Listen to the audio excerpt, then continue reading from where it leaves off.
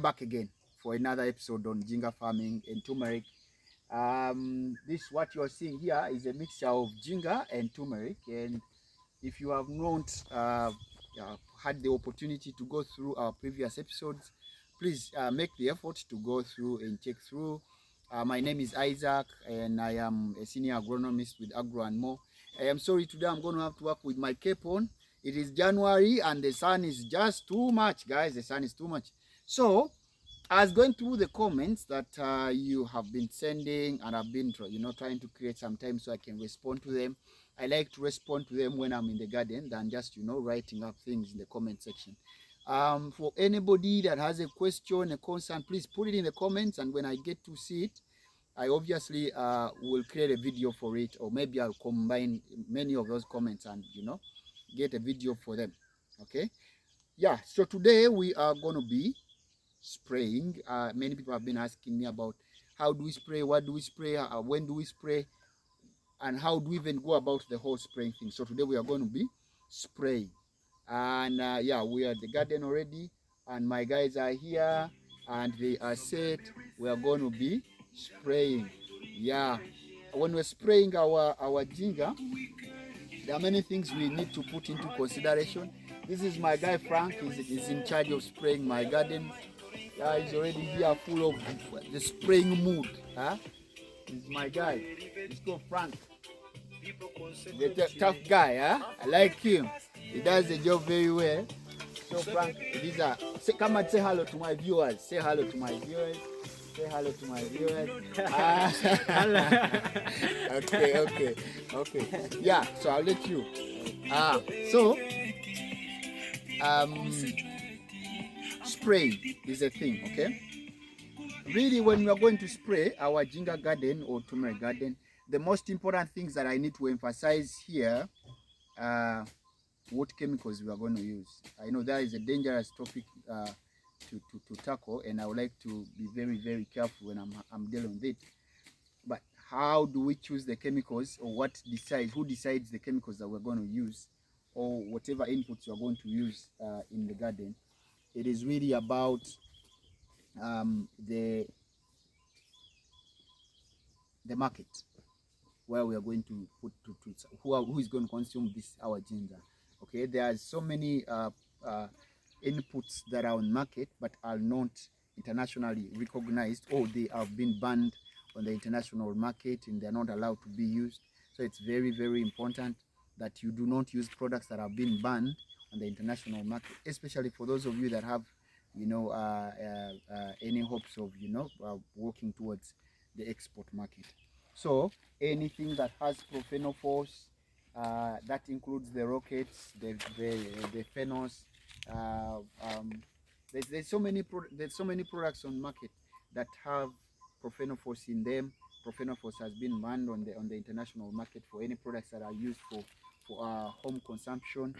Anything that has dimethylate, anything that has the other banned chemical chloropyrifos has also been banned in foods. There's another. The list is long. What I can say is you may have to go on the internet and then you Google it down. The EU list of chemicals that have been banned, for anything that we consume as food. It's very, very important. Please pay attention. Let's not focus on killing the pest. Let's not focus on managing the disease, but let's produce safe food for our consumers. So it's very, very important.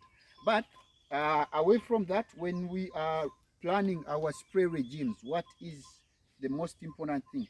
The most important thing is to plan, okay, for the fertilizers. I'll start with the fertilizers. There are foliar fertilizers, those fertilizers that we mix in water and we spray on the top of the leaves. Those fertilizers always make a lot of sense when we spray them during the rainy season, when the times when we have a lot of rainfall. That's when fertilizers really become very helpful.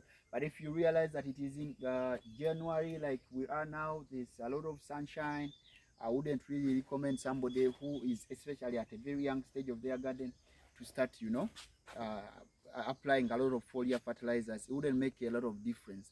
especially in case your garden has been stunted for a long period of time, and then it happens that we have periods of too much sunshine, and you want to apply foliar fertilizers that you think you are going to use and create a magic that is going to get the plants, grow very fast. It doesn't work like that. So my point is, foliar fertilizers should be applied in times of the rainy season, and in case you don't have the time, you're not patient enough to wait for the rainy seasons, and you want to apply foliar fertilizers, organic or inorganic, the best time to apply them, always apply fertilizers very early in the morning or late in the evening. Okay, by early in the morning I mean between 8, latest 9 to 10. Okay, and then later in the evening, then I mean anytime between, starting from 4, earliest should be 4, 5, 6, 7, and the best time to spray is actually between 5 and 6, and later on 7. Why is it like that? Because as you apply these fertilizers under very hot conditions, they can actually turn out to be they can cause a menace in the garden, especially when they begin to exert their scorching effect, even their effectiveness. As the sun becomes too much, they are heated up, and some of them will even lose them to volatilization into the atmosphere. So it's very, very important that when you're applying these chemicals, I mean now the fertilizers, that you apply around that time. Okay. Then the other thing that you need to know when you are applying these chemicals or the fertilizers, we mix everything in our drum. Okay, this is our drum. These drums are available on market. I'm talking in terms of Uganda. I don't know about those other people in other countries, Botswana, Nigeria, and those followers from Pakistan. I don't know. Okay, but talking Uganda, you can get a drum like this. It makes the mixing of all those chemicals or compounds or fertilizers, whatever it is, very easy. So we mix. These drums normally have been made to carry a capacity of about, sometimes it is about 200 liters. If it is not 200 liters, it is normally 250 liters. That is about 10 jerry cans, 20 liter, or 12 jerry can, 20 liters of water. So we put them in here, and we mix our fertilizers or whichever chemicals we're going to apply, and we put them in here, and then later we carry a knapsack, as we'll be seeing as the video continues. Okay, and when we are spraying, okay, it is also very, very important to make sure that we protect ourselves. We protect the people that are working with these chemicals. Okay, they should, they must, they ought to protect themselves. They should wear protective gear. Protect your mouth, protect your nose, protect your eyes, because those are soft spots. If possible, you should even protect your ears. Okay, protect your hands, protect your skin from whatever compounds you are going to be applying in our garden. You may successfully eliminate the pest, you may successfully eliminate the disease, but we may lose you in the process, or you may carry an infection or a cancer or something that you may not be able to treat, because these compounds have been made for the plant specifically, not for your body, not for your child, or not for anybody. We don't want to lose you. So safety always first. Make sure you have a pair of gumboots on you. Make sure you have a pair of gloves. My team is always protected. They wear the gloves. Then we make sure that their eyes are protected, the nose, and everything, because safety is very, very important. Still talking about chemicals, it is also very, very important that you do not apply these compounds, fertilizer, insecticide, or fungicide, or whatever it is, on a product that is yet to be harvested. That helps us to make sure that whatever food we are producing at the end of the chain is safe for the final consumers. Okay, so it's very, very important that if you are about to harvest, do not apply these compounds. Otherwise, you make it unsafe for whoever is going to consume the food at a later stage. Okay, let's come back to the spraying. Spraying, I have talked about the fertilizer, and I've talked in terms of spraying the foliar fertilizer, and I've mentioned what time is best, morning, evening, and why you shouldn't spray in the afternoon. I would like to talk about the fungicides. Okay, for the fungicides, it's very, very important that you spray them uh, after the dew has washed off. Okay, after the dew has washed off. Right about now, it is it is just coming to 9 o'clock in the morning, and if you're careful in see through our plants, they are filled with dew. There's a lot of there's moisture on them. Okay, too much moisture on them, meaning that if we came with our fungicide, which is a preventative, it is supposed to create a film here on the leaf. It is supposed to create a film here on the leaf.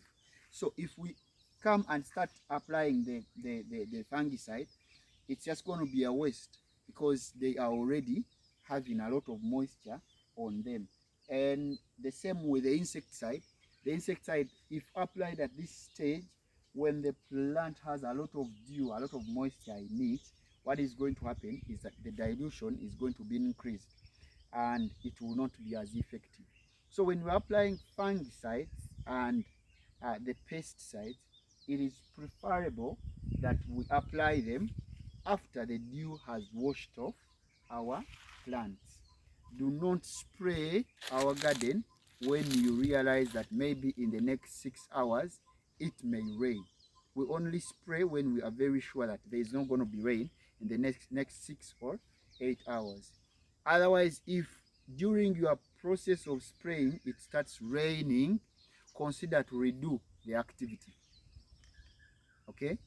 If during the process of your spraying the wind becomes too much, it is advisable that you pause the spraying.